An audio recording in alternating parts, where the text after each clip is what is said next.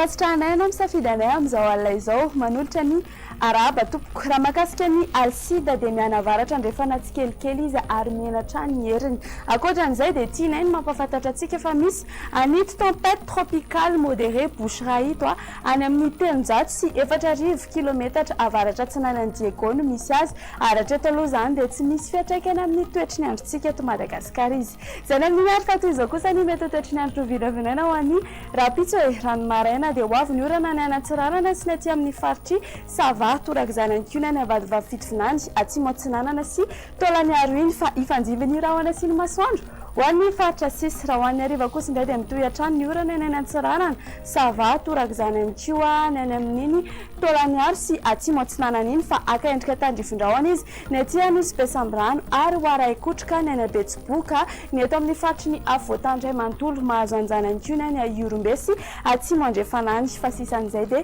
homena ny andro ny marim-panantombatombanana ho an'ny rapitsy kosa ary ny ambandritra dia 10 degré celsius hitantsika ty avaky nakaratra eo amin'ny 11 degré celsius eo kosa ho anareo any Fianaratsoa ary ho antsika eto Analamanga dia 17 degré celsius ny maripana mafana indrindra kosa indray ary dia hitantsika any amin'ny manodidina ny Antsoa ihany 10 degré celsius izy ny faritry ny avoatany kosa dia manodidina ny 1 ka hatramin'ny 10 degré celsius toy izao kosa ny mety toetry ny andro ho andreo tanan-dehibe sy nosy manodidina antsika hifanjiviny rahona sy ny masoandro any Paris sy Johannesburg fa dia hibalika be ny masoandro any Milan hanaorana tandrifondrahona ny any Nairobi fa ho aray kotrika izany any any Bangkok dia hifanjimby avokoa ny rahona sy ny masoandro ny any Maurice toraka izany any koa ny any La Réunion sy Seychelles fa hibalika be ny masoandro any Comore dia izay indray ary ny masaka azona rosanao tamin'ity alina ity ankatsitrana fiainanao niaraka taminay hatramin'ny farany fandarana veloma tompoko.